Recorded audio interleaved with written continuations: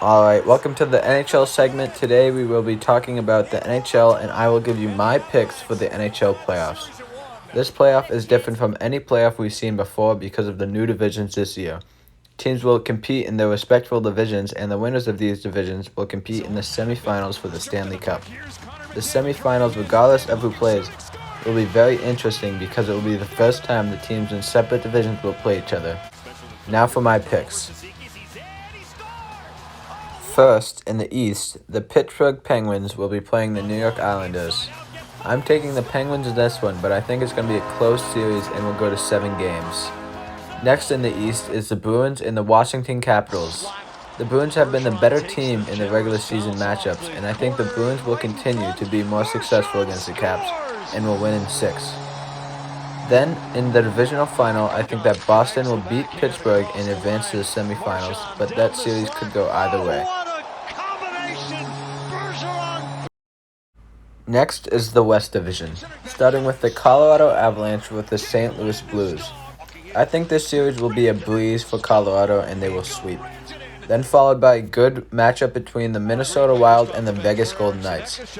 Many people think that Vegas is going to win because they are the better team in this series, but they have struggled all season against the Wild, and I think the Wild will pull away with this series in 7, but it will be close. I think the difference maker in the series will be the goaltending from Marc-Andre Fleury.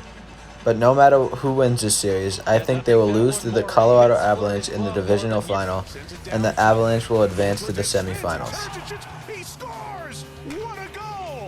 Now we move to the Central Division, which starts with the Carolina Hurricanes facing off against the Nashville Predators. The Hurricanes have dominated the Predators all season and will dominate the series and win in 5. Next in the Central Division is a very exciting series, the Battle of Florida. For the first time ever, the Florida Panthers and Tampa Bay Lightning will face off in a playoff series, and they are both very talented teams this year.